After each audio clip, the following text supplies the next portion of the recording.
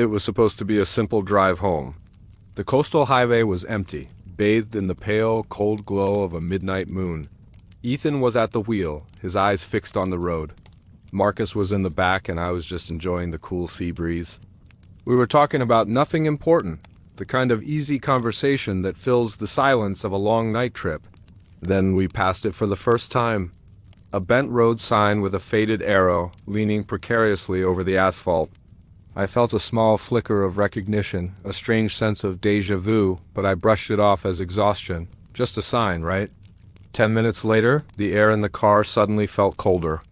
The headlights swept across the exact same bent, faded sign.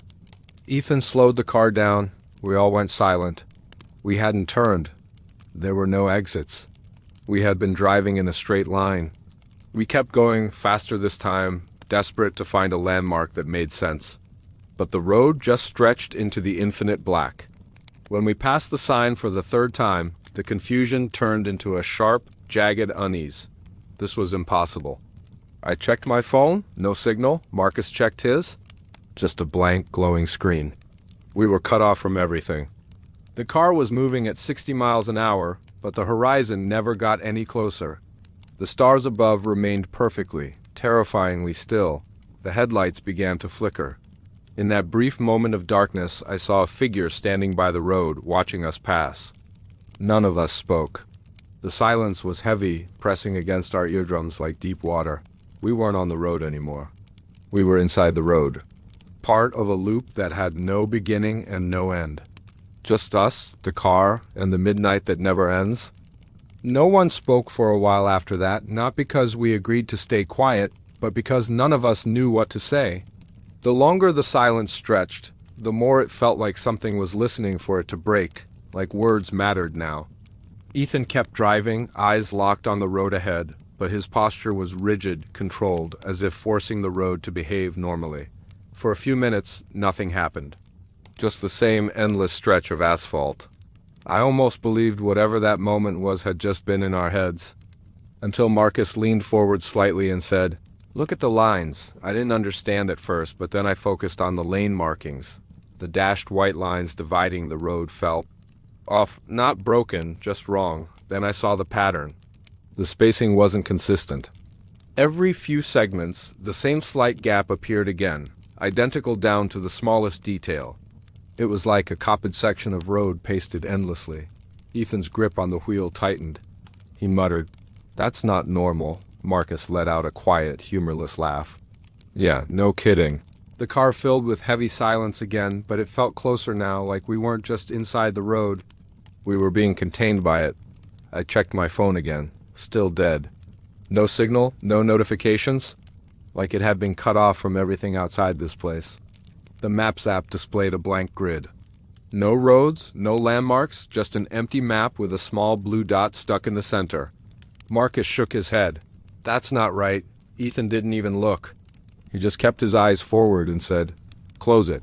Without warning, the radio crackled back to life. Static filled the car, sharp and uneven. All three of us flinched. Ethan reached for it, trying to turn it off, but the knob didn't respond. The noise shifted into fragments of sound shaped like speech. Through the distortion, one tone became clearer. It sounded familiar. It sounded like us, our voices layered together, just existing. The road wasn't just trapping us. It was observing us. Then, as suddenly as it started, the radio cut out, dropping back into silence. Ethan said something that made everything worse. "We need to stop." Marcus immediately shook his head. "No, don't stop." Ethan didn't listen. He just kept slowing down until the car was barely moving, and then it came to a complete stop. Marcus whispered, "Why did you stop?" Ethan spoke, his voice quieter than I had ever heard it. "Because we're not going anywhere." The headlights didn't stretch as far as they should. The beam stopped short, hitting something invisible taking shape just beyond the light. It looked like another car, parked sideways across the road. Same model, same color, same slight dent on the rear bumper. Marcus said, barely above a whisper, "That's us." Ethan leaned forward. "No. It's not just the car." I saw them, 3 figures sitting inside, perfectly still, facing forward. Their silhouettes matching ours exactly, down to the smallest detail. One of the figures slowly turned its head toward us. The movement smooth, controlled, and completely out of sync with how we moved. The realization settled in. The road wasn't just looping us, it was creating us. Whatever was in that car had been here longer. No one moved after that, not forward, not backward, not even a shift in the seat, because the moment those figures inside the car ahead became real, fully undeniable, something inside all of us locked up, like our brains were trying to protect us by refusing to process it any further. And the headlights from our car just stayed fixed on them, illuminating the exact copy of our vehicle sitting across the road. The same scratches, the same reflections, even the same slight flicker in the left headlight that Ethan had complained about earlier. And the longer we stared, the worse it got, because it wasn't just similar. It was identical in a way that didn't leave room for coincidence, and Marcus was the first to break, not loudly, not dramatically, just a quiet, strained whisper, "That's not possible." And no one answered him, because there was nothing to say that wouldn't sound like a lie. And Ethan leaned forward slightly, squinting as if focusing harder would reveal some flaw, some detail that proved it wasn't real, and for a moment, I thought maybe he saw something we didn't, until he slowly shook his head, almost to himself, and said, "They're not moving." And that was true. The three figures inside that car were completely still, not shifting, not breathing, just sitting there in the exact same positions, like frozen versions of us, and the silence stretched again. Heavier now, pressing in from all sides, until Marcus suddenly said, "Honk," and the word felt out of place. Too normal for what we were dealing with, but Ethan didn't argue. He just lifted his hand slightly and pressed the horn, and the sound cut through the air, loud and sharp, echoing across the empty road. And for a second, nothing happened. The figures didn't react, didn't move, didn't even flinch. And that made it worse somehow, because it meant they weren't just copies. They weren't responding like we would, and Marcus let out a shaky breath. Okay, that's good." But he didn't finish the sentence, because at that exact moment the horn sounded again. From the car ahead of us, the exact same tone, the exact same duration, repeating what Ethan had just done. And all three of us froze instantly, because that wasn't coincidence, that was response. Delayed, precise, and completely intentional, and Ethan slowly lowered his hand from the wheel, his face tightening. And Marcus whispered, "They're copying us?" And the way he said it made it sound like a warning, not a statement. And I felt that same cold weight settle in my chest again, because if they were copying us, then what came next wasn't random, and for a few seconds, no one moved. Like we were all waiting to see if anything else would happen on its own, but nothing did. The road stayed silent, the figures stayed still, and that waiting started to feel worse than action. Like we were giving something time to catch up, and then slowly, Marcus raised his hand slightly and waved toward the other car, a small, uncertain motion. And the moment his hand stopped moving, all of us locked our eyes on the figures ahead, and for a second, nothing happened again. Until the figure in the passenger seat of the other car slowly lifted its hand and repeated the exact same motion, the same angle, the same hesitation at the end, and the relief vanished instantly, replaced by something much worse, because now it wasn't just copying actions. It was copying timing, intent, hesitation, and that meant it was observing how we did it. And Ethan suddenly reached forward and turned off our headlights, plunging us into darkness, the road disappearing instantly, the other car vanishing with it, and, for a moment, the only light inside our car came from the faint glow of the dashboard, and Marcus said, "Why did you do that?" His voice tense, but Ethan didn't answer. He just stared ahead into the darkness, like he was testing something, and after a few seconds, he whispered, "Wait," and we did, all of us holding still, listening, watching, until slowly in the distance a faint glow appeared, not from our car, but from the other one, its headlights turning on, cutting through the darkness and illuminating the road again. And when they did, the figures inside were no longer still. They were looking directly at us now, facing us completely, and that broke whatever pattern we thought we understood, because this wasn't a delayed mirror anymore. This was something else, something that had moved on its own. And Marcus leaned back slightly, his breathing uneven. They didn't wait, and Ethan turned the headlights back on immediately, the beams colliding with the ones from the other car, creating that strange overlap of light that made everything look flatter.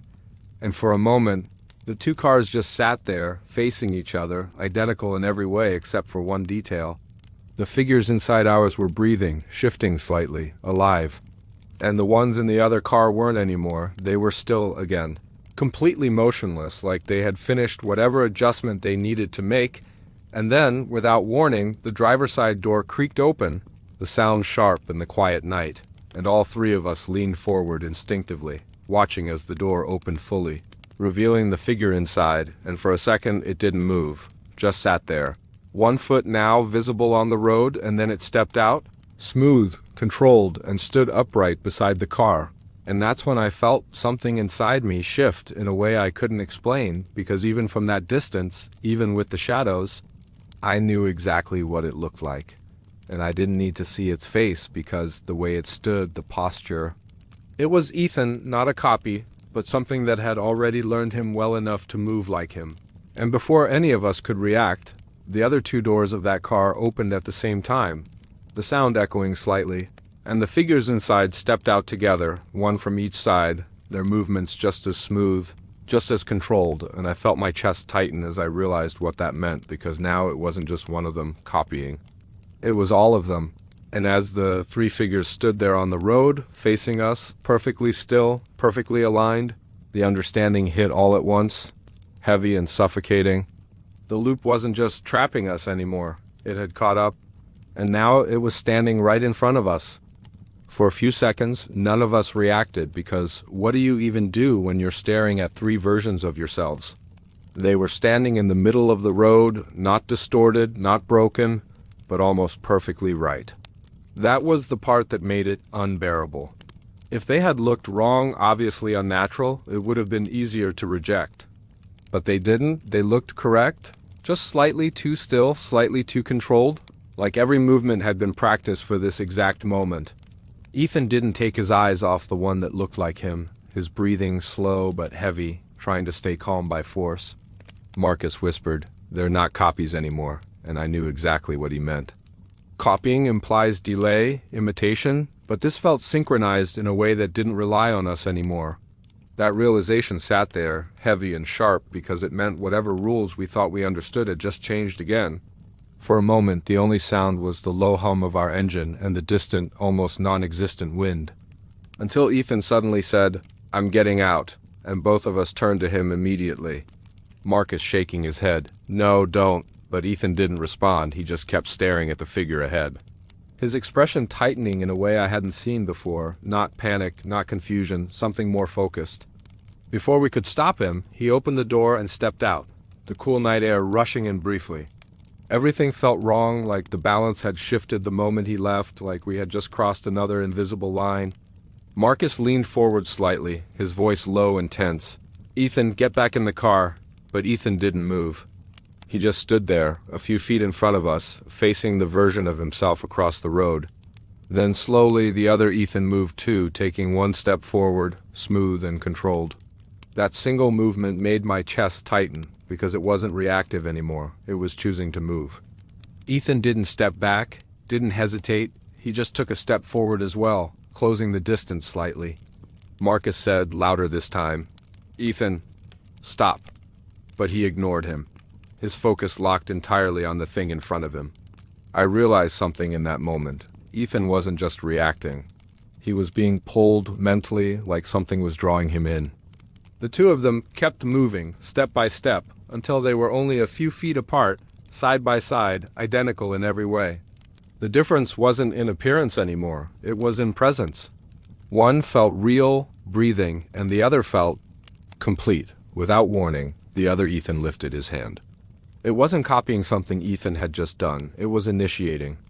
For a split second, Ethan hesitated, that flicker of doubt, then he lifted his own hand too, matching the motion unconsciously. Marcus swore under his breath, "No. No, don't do that," but it was already happening. The other Ethan took 1 final step forward, closing the gap completely, and reached out, placing his hand against Ethan's, palm to palm. Something changed, a subtle, almost silent shift that I felt more than saw, like the space between them collapsed. Ethan's body went still, his posture locking in place, his breathing stopping mid-motion. Marcus shouted his name, opening his door, but I grabbed his arm, because something about the way Ethan stood told me it was too late. We both just stared, frozen, as the other Ethan slowly lowered his hand, stepping back slightly. Then one of them blinked, just once, and I realized I couldn't tell which one it was. The real fear hit.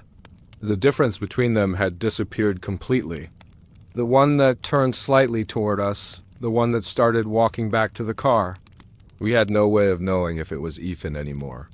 Marcus whispered, "That's not him," and I didn't answer because I didn't know if he was right.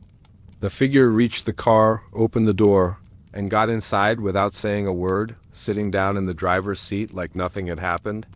Then he looked at us slowly, deliberately, his expression neutral, and said, "Why are you guys staring?" The way he said it, the tone, the timing, it was perfect. And that was the problem. We weren't just trapped on the road anymore. We were trapped with something that had learned how to become one of us. And we had no idea which one it was. No one answered him, not immediately, because the question itself felt wrong. Not in the words, but in the timing, like it had been placed there to test something, to see how we would respond. And Ethan, if it was Ethan, just sat there. He had his hands on the steering wheel, looking between us with that same neutral expression, not confused, not annoyed, just waiting.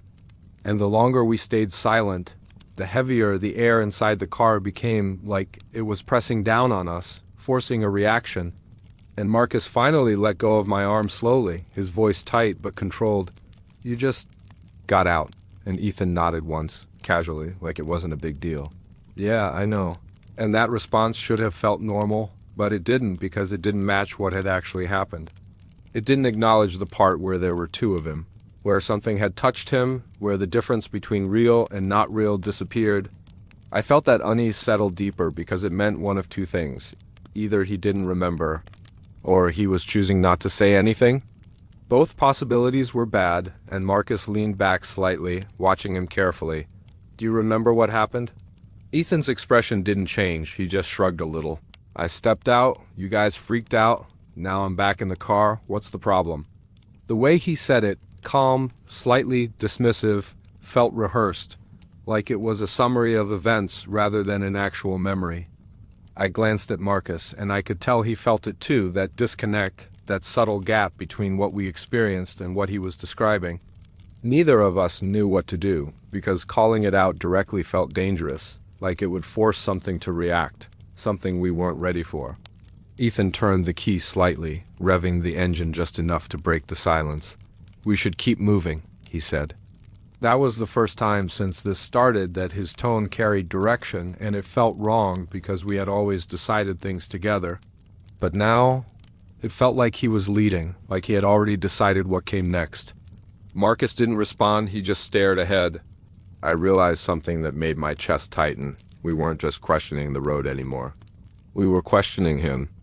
Ethan must have noticed the hesitation because he looked at us again, slower this time, his gaze lingering just a little too long. "What?" The word was simple, but there was something underneath it, something that felt like it was probing, waiting to see if we would accuse him. Marcus finally shook his head slightly. "Nothing. Just drive." And Ethan held his gaze for another second before nodding and pressing the accelerator. The car moved forward again, passing the spot where the other car had been. I forced myself to look out the window as we went by. I needed to know if it was still there, if the copies were still standing in the road, but there was nothing, just empty asphalt. That should have been a relief, but it wasn't. The absence didn't feel like resolution. It felt like completion. The road ahead looked the same as before, long, empty, repeating in ways that didn't feel natural, but now there was something different. The signs we passed, the markings on the road, even the spacing of the lights, they weren't just repeating anymore, they were slightly off, like the pattern was adjusting, correcting itself. That realization made my stomach drop because it meant the loop wasn't static. It was evolving. I looked at Marcus again, and I could see the same thought forming in his mind, that whatever we were in wasn't just replaying anymore. It was learning from it. After a few minutes of driving in heavy silence, Ethan spoke again. "We should take the next turn." Both of us looked at him immediately, because there hadn't been any turns before, not real ones, just that same endless stretch. Marcus frowned slightly. "What turn?" And Ethan nodded ahead. "Up there." Sure enough, there was something new, a side road branching off, unmarked, unlit, just a narrow path cutting away from the main road.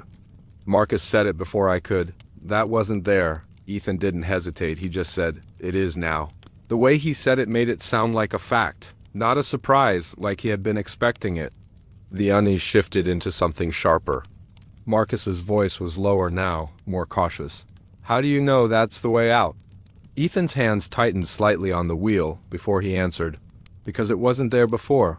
The logic made sense, but the certainty didn't. We had all noticed things changing, but none of us had assumed it meant escape. The more he spoke, the more it felt like he was operating on information we didn't have, like he understood the rules of this place. The road ahead seemed to stretch as we approached the turn. Ethan didn't hesitate, he just turned the wheel and guided us on. The moment we did, everything changed. The air felt heavier, the engine more muted, like we had crossed into something deeper. The main road behind us disappeared faster than it should have, swallowed by darkness. Marcus turned in his seat, his voice tight. "We should have stayed," he whispered. But it was too late. The path ahead had narrowed, the trees closing in. Ethan didn't respond, he just kept driving forward, his focus locked on the road ahead like he already knew where it led. The realization hit me. The road wasn't just trapping us anymore. It was guiding us, and whatever was sitting in the driver's seat was leading us exactly where it wanted us to go.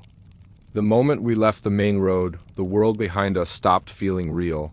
Not fading gradually, but cutting off too quickly. It was like a door closing instead of distance increasing. I kept looking over my shoulder, expecting to see the highway somewhere behind the trees. There was nothing, just darkness pressing in where the road should have been. The narrow path ahead didn't look meant for regular traffic. It was too uneven, too tight, branches hanging low enough that they brushed lightly against the sides of the car as we moved forward. The sound was soft but constant, like something dragging its fingers along the metal. Ethan didn't slow down or hesitate. He just kept driving deeper. He acted like he had already committed to this direction long before we agreed. That was the part that made it worse. Because neither me nor Marcus had actually agreed, we had just gone along with it. That realization sat heavy in my chest. It meant we had stopped making decisions somewhere along the way, and now we were just following. Marcus finally spoke, his voice lower than before. "Ethan, where does this go?" For a second, there was no response, just the sound of the tires against the rough ground. Then Ethan answered, calm, almost casual. "It keeps going." The way he said it made my stomach tighten. It wasn't an answer. It was a deflection. Like the destination didn't matter, only the movement forward did. Marcus leaned back, his jaw tightening again, but he didn't push further.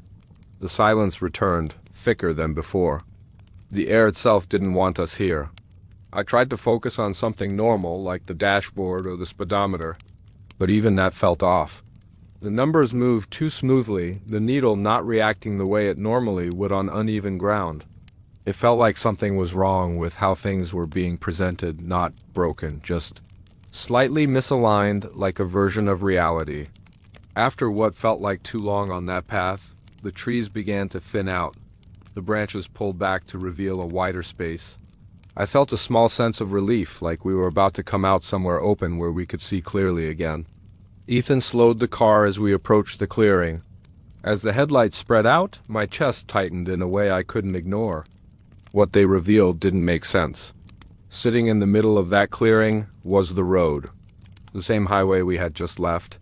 The same stretch of asphalt, the same repeating markings, the same bent sign off to the side, exactly as we had seen it before. My brain refused to connect it. We had been brought back, not through distance, but through something else entirely. Marcus whispered, no, that's not. But he didn't finish. Ethan didn't react at all. He just drove onto the road again, like this was exactly what he expected. The fear shifted again. This wasn't a loop we were stuck in. It was a loop he understood. The environment felt different, not new, but refined, like something had been adjusted since the last time we were here. I noticed it in the smallest details, the spacing of the lines, the position of the sign, even the texture of the road. Marcus leaned forward, his voice tight. "We just came from here." Ethan nodded once, like that was obvious. Yeah, the simplicity of that response made something inside me twist. He wasn't questioning it. He was accepting it. He slowed the car again, bringing it to a stop in the middle of the road. The engine idled quietly in the heavy silence. Ethan turned his head slightly toward us. "Do you guys feel that?" The question caught me off guard. Marcus frowned. "Feel what?" Ethan didn't answer right away. He just looked ahead again, his posture stiffening. That was when I noticed it too, a sensation like pressure building slowly, as if the air inside the car was becoming heavier. My ears started to ring, that dull, high-pitched tone that comes when something isn't right. Marcus shifted, his breathing changing. The pressure kept increasing, making it impossible to ignore. Ethan's hands tightened on the wheel, his knuckles paling. For the first time, there was strain in his expression. Quietly, he said, "It's not finished yet." The words sent a cold wave through me. They sounded like knowledge. Suddenly, the pressure peaked, sharp and overwhelming. Then everything went still. The air returned to normal, the ringing fading. I thought maybe it was over, until I looked forward and saw the car sitting across the road in the distance, the same one from before. But this time, there were only two figures inside it. For a moment, neither of us said anything, because the detail didn't register immediately, not in the way something shocking usually does. It was slower than that, creeping in piece by piece until it settled into something undeniable, and when it did, it hit harder. Because there were only two figures sitting inside the car ahead of us, and there were three of us in ours. I felt my chest tighten as I counted again without meaning to. One in the driver's seat, one in the passenger seat. And nothing in the back, just empty darkness where someone should have been. Marcus must have realized it at the same time, because his breathing shifted beside me. Uneven, shallow, like he was trying not to react. Ethan didn't move at all. He just stared straight ahead at the car in front of us, his posture rigid, his hands resting on the wheel without gripping it, and the silence stretched again, heavier than it had ever been. It wasn't just confusion or fear, it was understanding. Something had changed, something had progressed, and the loop wasn't repeating anymore, it was reducing. Marcus finally spoke, his voice barely holding together. "Why are there only two?" The question hung there, unanswered, because we already knew, we just didn't want to say it out loud. Slowly, I turned my head toward Ethan, just enough to see his profile, to confirm what I was starting to feel. There was something different about him again, something subtle but impossible to ignore once you noticed it. The way he was breathing, slower than before, too controlled, too steady, like it wasn't happening naturally. And the way his head tilted just slightly to the side, not enough to look unnatural, just enough to feel off. My stomach dropped because that same small detail had been there before, earlier in the night, when things first started to feel wrong. I realized then, with cold clarity, that this wasn't the first time the loop had reached this point. This wasn't the first time there had been fewer figures in the other car, this was just the first time we were aware. The headlights of the car ahead flickered on, illuminating the space between us again. The two figures inside were no longer facing forward, they were turned toward us, just like before. But this time there was no delay, no gradual movement, they were already looking, already aware. Marcus shifted beside me, his voice tight, "We need to go," but Ethan didn't respond, didn't even acknowledge it. He just kept staring ahead, and that was when I felt it again, that pressure in the air, faint at first, then building slowly. The same sensation from before, like something was closing in, something tightening around us. Marcus reached forward suddenly, grabbing Ethan's shoulder. "Drive, man." And the moment he touched him, everything changed. Not violently, not loudly, but in a way that felt final, like a switch being flipped. For a second they stared at each other, and I saw it clearly then, in the way his expression stayed perfectly neutral. Unaffected, like the reaction had been calculated instead of felt, and Marcus must have seen it too because his hand slowly pulled back. His breathing picking up, that's not... He started, but he didn't finish, because he didn't need to. Ethan, whatever, was sitting in the driver's seat, turned his head forward again and spoke, his voice calm even, "It's okay." Those two words felt heavier than anything else, because they didn't sound reassuring, they sounded final, like a conclusion we weren't part of. The car started moving on its own, not accelerating suddenly, just rolling forward slowly, like it had already decided where it was going. Marcus grabbed the door handle immediately, trying to open it, but it didn't budge, locked. He swore under his breath, pulling harder, "It's not opening." And I reached for mine too, the same result, nothing, completely stuck. The realization hit all at once, sharp and suffocating. We weren't in control anymore, not of the car, not of the situation. As the distance closed, the two figures inside the other car remained perfectly still, watching, waiting. The closer we got, the clearer they became, and I recognized them not just as copies, but as specific versions. The one in the passenger seat was Marcus, and the one in the driver's seat was me, exact, down to the smallest detail. It meant this wasn't random, it wasn't shifting unpredictably, it was following a sequence, and we were already part of it. Marcus must have realized it too, because his voice broke as he said, "That's us!" The car kept moving until it came to a stop just a few feet away, the headlights overlapping, flattening the space between them. Then slowly the driver's door of the other car opened, the sound echoing faintly in the silence. And the version of me inside stepped out, smooth, controlled, standing upright in the middle of the road. I felt something inside me collapse, not panic, not fear, but understanding, because I knew what was about to happen. The version of me from the other car started walking toward us, each step steady, precise. This wasn't a loop meant to trap us forever, it was a process. Every time it completed, it didn't reset, it reduced, until there was nothing left to replace. As the figure reached our car, I turned to look at Ethan one last time. I didn't see confusion or fear or even awareness. I saw completion, like whatever had been learning all night had finally finished. The door unlocked with a soft click, and I understood the final part.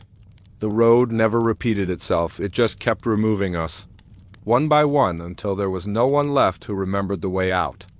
The sun wasn't up yet, but the first pale light of dawn crept over the horizon, filtering through the twisted trees that lined the road.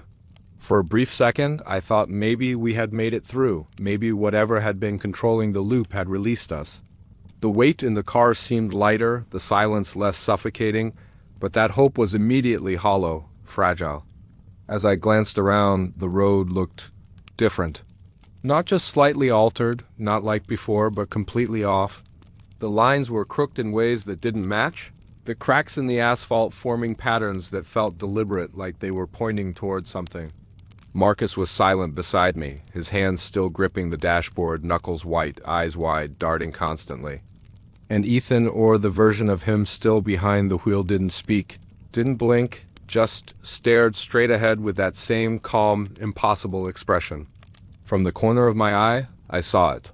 Movement in the rearview mirror.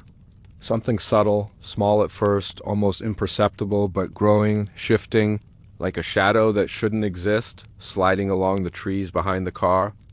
I turned fully to see it, and my breath caught. Because it wasn't a human figure exactly, but it had our shapes but wrong. Stretched slightly, slower, heavier, moving in the same synchronized steps that mirrored our earlier panic perfectly. Panic surged, and I grabbed the door handle, wrenching it open, but it was locked, like before.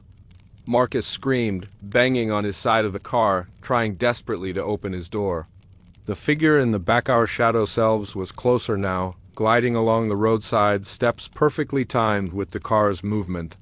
The air inside the vehicle turned cold, sharp, biting at my skin, like someone had exhaled straight through the metal. Ethan finally spoke, quietly, almost whispering, but in that tone that made your blood run cold. They never left.